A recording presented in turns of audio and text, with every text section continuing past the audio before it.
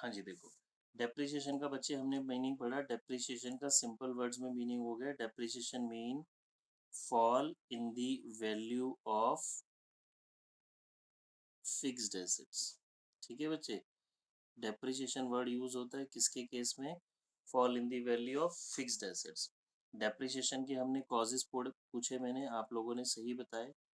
Causes, एक cause हो गया इसका वियर एंड टियर, एक कॉज बच्चे हमने पढ़ा था इसका पैसेज ऑफ टाइम, एक हमने पढ़ा ऑब्सोलिसेंस, सिंपल भाषा में ऑब्सोलीट या फिर आउटडेटेड, और एक कॉज होता है बच्चे मेरे पास एक्सीडेंट। ठीक है, fall in the value of fixed assets, wear and tear, passage of time, obsolescence या फिर आउटडेटेड। अब डेप्रिसिएशन कौन सी फिक्स्ड एसेट्स पे नहीं लगता बताएंगे जी?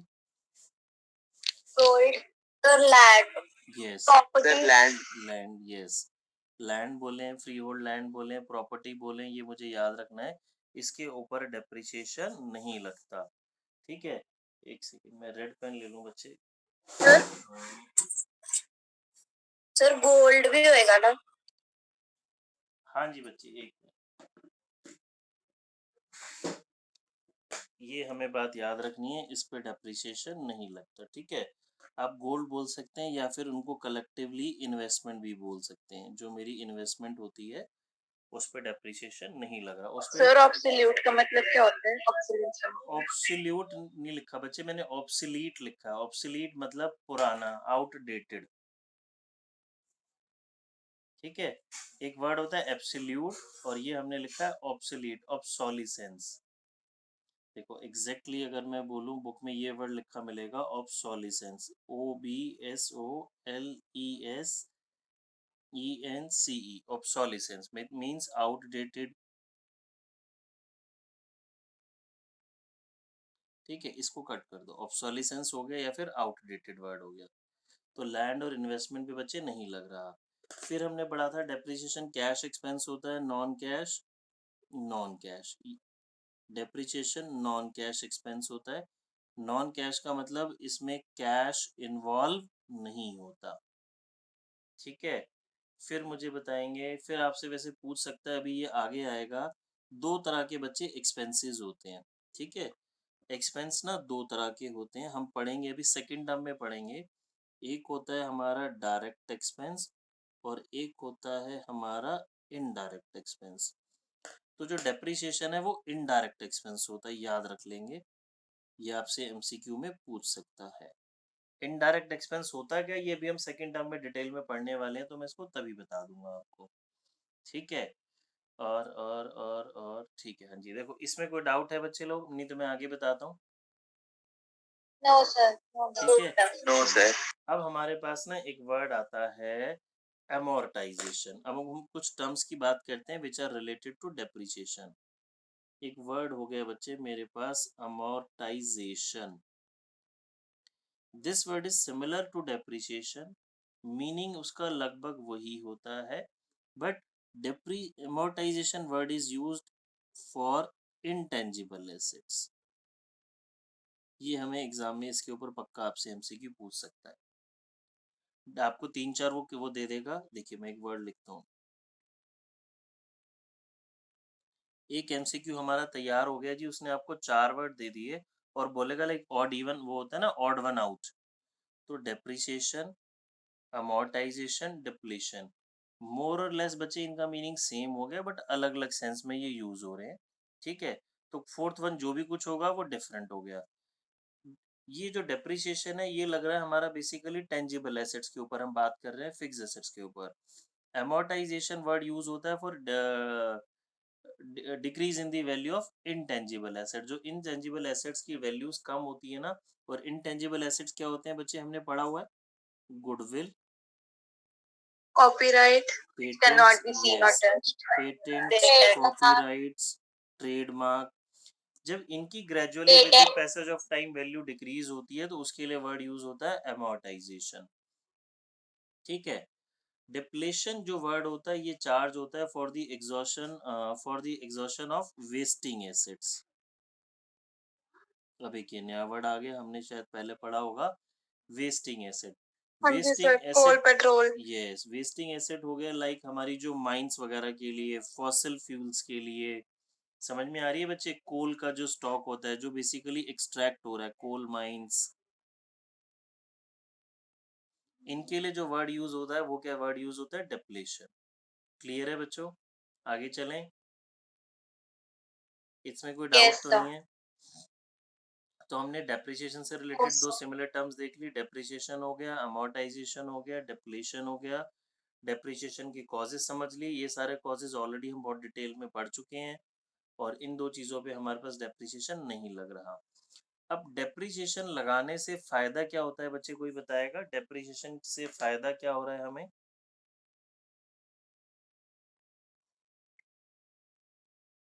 देखिए, डेप्रिसिएशन अगर मैं आपको बुक में बताऊं, तो हमारी टी.एस. ग्रेवाल सर की बुक में, चाहे ओल्ड बुक है चाहे न्यू बुक है, मैं आपको कुछ चीज़ें मार्क करा देता हूँ।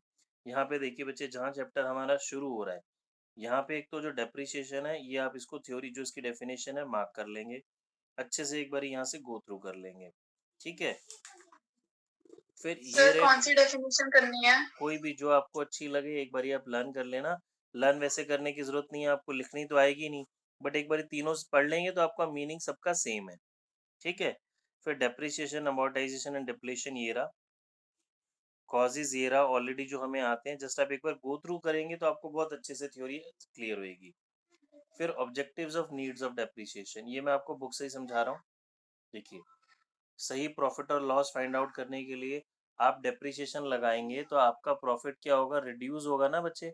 आप एक एक्सपेंस बढ़ा रहे हैं तो हमारा प्रॉफिट रिड्यूस होगा, so that we can find out true profit और loss. To show the true and fair value of financial position, financial position पता लगाने के लिए आप कौन सी स्टेटमेंट बनाते हैं, मुझे बताएंगे क्या बनाते हैं हम? Balance sheet sir, yes, balance very good, sheet. Balance sheet balance sheet. बनाते हैं। Balance sheet is also known as position statement. देखिए ये लिखा वर्ड, अगर आप डेप्रिसिएशन नहीं लगाएंगे तो बैलेंस शीट में आपके एसेट्स की वैल्यू ज़्यादा रिफ्लेक्ट होती रहेगी। डेप्रिसिएशन लगाने से एसेट्स की वैल्यू क्या हो जाएगी? डिक्रीज, ठीक है? To determine cost of production, basically आप डेप्रिसिएशन लगाएंगे तो उसमें मशीन का भी तो खर्चा आपने ऐड कर लिया। To provide funds for replacement, ये मैं भी आपको समझाता हूँ। To comply with the legal provisions, legals provision के अकॉर्डिंग, इनकम टैक्स के अकॉर्डिंग डेप्रिसिएशन हम चार्ज करते हैं जी। अब ये पॉइंट क्या है? फंड फॉर रिप्लेसमेंट, ये पॉइंट अच्छे से समझेंगे, इसके ऊपर आपको कुछ चीजें एग्जाम में पूछी जा सकती हैं। देखिए ध्यान से समझेंगे बच्चे। सपोज मैंने एक न्यू मशीन परचेज की 1 लाख रुपीज की, ठीक है? मैं इस मशीन के ऊपर 10,000 rupees per annum depreciation charge कर रहा हूँ। अब ये मशीन मेरे पास 8 ईयर्स मैंने उस पर डेप्रिसिएशन चार्ज करा, suppose 10,000 rupees per annum depreciation charge करा, तो how much depreciation I have charge? 80,000। And at the end of 8th year मुझे लगा अब ये मशीन तो बिल्कुल स्क्रैप हो गई है, मैंने इसको स्क्रैप में सेल कर दिया, और मुझे नई न्यू मशीन परचेज करनी पड़ेगी, चाहे वो मशीन बिल्कुल खराब हो गई इस वजह से या टेक्नोलॉजी चेंज हो गई इस वजह से। अब मुझे न्यू मशीन परचेज करनी पड़ेगी यहाँ पे, क्योंकि बिजनेस में मुझे रहना है, बिजनेस करना है, तो पुरानी मैं सेल कर रहा हूँ, नहीं खरीदूंगा। अब अभी हमने पढ़ा डेप्रिसिएशन प्रोवाइड करता है फंड्स फॉर रिप्लेसमेंट। अब रिप्लेसमेंट के लिए कैसे फंड प्रोवाइड कर रहा है ये समझो।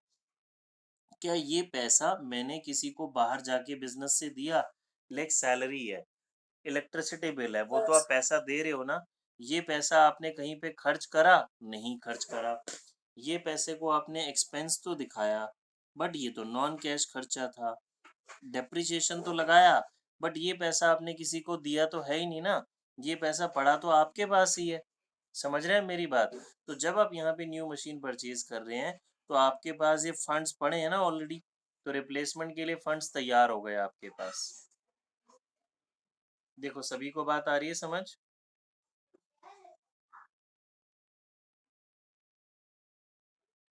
सर ये हम अपनी सेल से दोबारा मतलब बढ़ाते रहेंगे ना इस चीज को, क्या जैसे हमारी डेप्रिसिएशन तो हो ही रही है लेकिन हम उस प्रोडक्ट में कॉस्ट ऐड कर रहे हैं तो दोबारा से वही वैल्यू आ जाती है। बच्चे, मुझे समझ नहीं है आप क्या कहना चाह रहे हो। मैं आपको सिर्फ ये समझा रहा हूँ, जो हर साल आप बिजनेस से 10,000 रुपये निकाल रहे हो डेप्रिसिएशन के नाम के, क्या वो आप खर्च कर रहे हो? नहीं, वो तो पैसा आप ही के पास इकट्ठा होता जा रहा है। तो जब आप न्यू मशीन खरीदने जाएँगे, पुरानी को आप स्क्रैप में बेचेंगे या कुछ भी करेंगे, तो ऑलरेडी आपके पास कुछ फंड्स इकट्ठे तो हो चुके हैं सर ना। ठीक है? तो सर हम ये पैसा सेव करते रहते हैं। बच्चे सेपरेटली कोई सेव नहीं करते, बट दैट हाँ मनी जी सर, रिमेन्स इन ठीक द है। बिज़नेस। आप सेपरेटली कुछ सेव नहीं कर रहे, बट पैसा तो बिज़नेस में ही रहा ना आपके पास। समझ आ गई बात? Yes sir. हुँ। हाँ जी सर। चलिए जी, आगे आते हैं। हाँ जी, सभी को बात समझ में आ गई बच्चे कि कॉस्ट प्राइस में से डेप्रिसिएशन सब्ट्रैक्ट करेंगे तो बुक वैल्यू आएगी। मार्केट वैल्यू डिफरेंट होती है। मार्केट वैल्यू और बुक वैल्यू डिफरेंट दोनों हो सकती हैं, सेम हो सकती है, कम हो सकती है, ज़्यादा हो सकती है। Generally market value book value से कम होती है। ठीक है जी, आगे बढ़ते हैं हम डेप्रिसिएशन पे। डेप्रिसिएशन की हमने थ्योरी समझ ली, अब इसके हम प्रैक्टिकल की बात करना शुरू करते हैं। डेप्रिसिएशन बच्चे, हमारे डेप्रिसिएशन लगाने के ना हमारे पास दो मेथड होते हैं। ठीक है, एक मेथड होता है बच्चे जी हमारे पास straight line method. Straight line method को पॉपुलरली बोला जाता है SLM। दूसरा मेथड मेरे पास क्या होता है पता है, सभी ने स्कूलों में पढ़ लिया होगा। दूसरा मेथड क्या होता है? Yes, written down. यस, दूसरा मेथड क्या हो गया बच्चे मेरे पास? Written down value. Written down value में क्या होता है? चलो अच्छा मैं बताता हूँ, पहले तो हम इसी एक से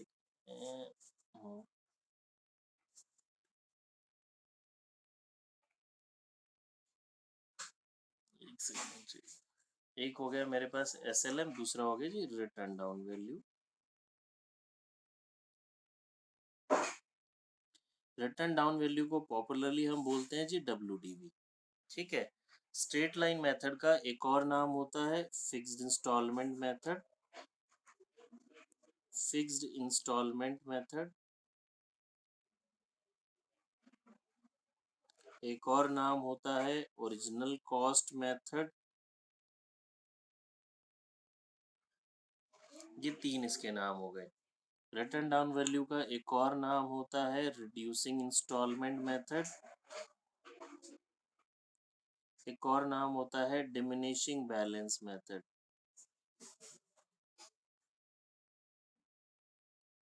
क्लियर है बच्चे? ये क्या होते हैं अभी हमने उसकी बात नहीं की, जस्ट नाम की बात की है। अब स्ट्रेट लाइन मेथड या फिक्स इंस्टॉलमेंट या ओरिजिनल कॉस्ट मेथड क्या होता है समझेंगे जी। फॉर एग्जांपल मैंने एक मशीन परचेज की है 1,00,000 रुपीज़ की 1 अप्रैल 2020 को। डेप्रिसिएशन मुझे बोला गया जी आपको उसके ऊपर डेप्रिसिएशन लगाना है at the rate 10% per annum. तो डेप्रिसिएशन कब लगता है, एक तो मुझे ये पता होना चाहिए। डेप्रिसिएशन लगता है at the end of financial year, तो मैं साल के एंड में 31 मार्च 21 को इसके ऊपर डेप्रिसिएशन लगाऊंगा जी 10,000, 1,00,000 का 10%। तो ये मेरे पास रह गई machine 90,000। This 90,000 is known as book value. ये बुक वैल्यू कब आ गई? 1 अप्रैल 2021 में। अब नेक्स्ट ईयर ये मशीन मैंने फिर यूज़ की, तो अब 10 डेप्रिसिएशन का रेट तो सेम ही रहेगा 10%, तो ये लगेगा 10,000। ठीक है, फिर ये 80,000 मेरे पास इसकी क्या आ जाएगी? Book value. कब? 1 अप्रैल 2022 को। फिर डेप्रिसिएशन लगा सर ये रेट कभी 10,000। चेंज नहीं होता? अरे मैडम वेट करो भैया, वेट करो। 70,000 ये मेरे पास क्या आ गई जी? बुक वैल्यू 1 अप्रैल 2023 को। अब हमने क्या देखा, डेप्रिसिएशन का रेट जो भी है बच्चे मुझे क्वेश्चन में गिवन होगा। रेट चेंज होना, रेट चेंज हो सकता है, मेथड चेंज हो सकता है, इधर से इधर या इधर से इधर, वो हमारे सिलेबस में नहीं है। हमें रेट क्वेश्चन में गिवन है 10%। आप क्या बात फोकस करो जो हमारे सिलेबस में है कि हम डेप्रिसिएशन ऑलवेज इसी के ऊपर लगा रहे हैं। मैंने 90,000 का 10% नहीं लगाया, 80,000 का 10% नहीं लगाया, मैं ऑलवेज डेप्रिसिएशन 1,00,000 रुपीज के ऊपर लगा रहा हूँ। देखो इसका नाम क्या है मेथड का? Original cost method. In SLM method depreciation is always charge at the cost price of machine, not at the book value of machine.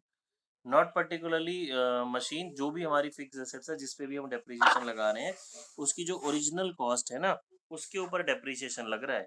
जो उसकी कॉस्ट है, उसकी कॉस्ट जैसे 1,00,000 है, तो 1 लाख का 10% ये डेप्रिसिएशन लगेगा, ये रिड्यूसिंग वाले बैलेंस पे डेप्रिसिएशन नहीं लगेगा, इसीलिए इसको स्ट्रेट लाइन सीधा सीधा चल रहा है।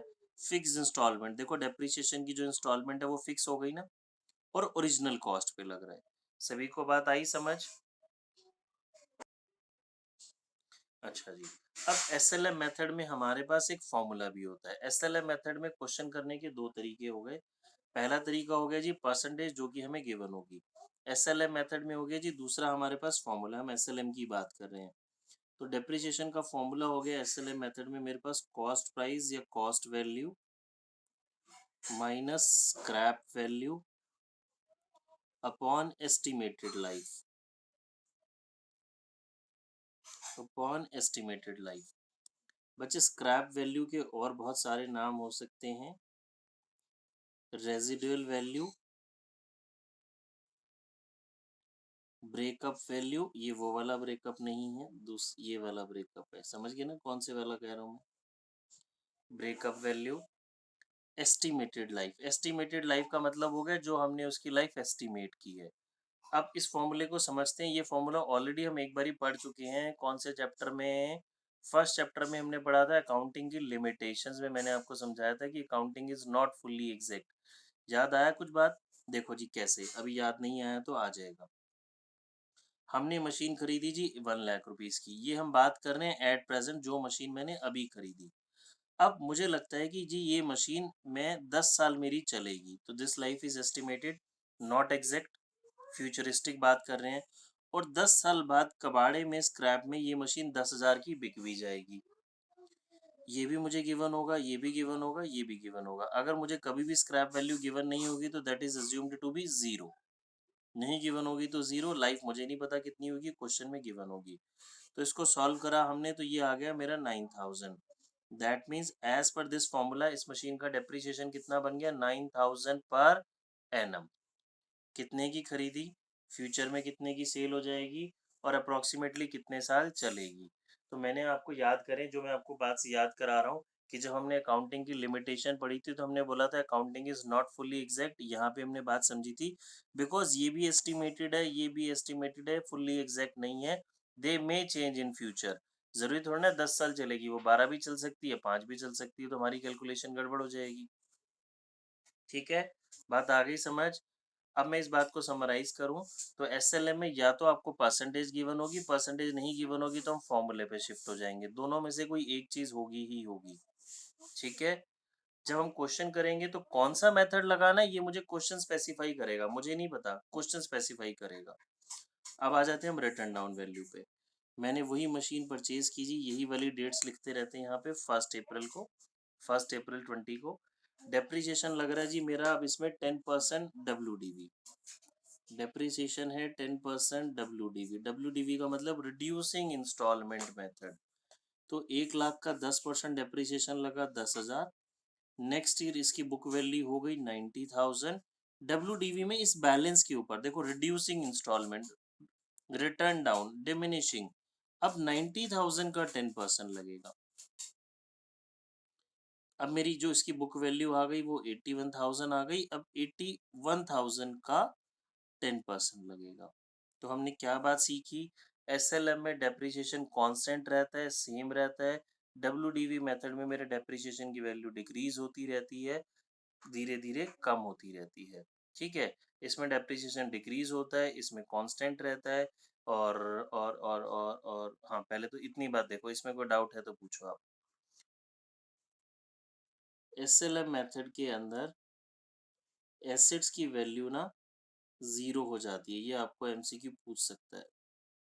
WDV मेथड में SLM की वैल्यू जीरो नहीं होती। देखो बहुत सिंपल सा एग्जांपल है, 1 लाख रुपीस की मशीन है, मैं डेप्रिसिएशन लगा रहा हूँ 20% पर एनम, हर साल 20,000 लगा रहा हूँ, तो 5 साल बाद ये कितनी हो जाएगी?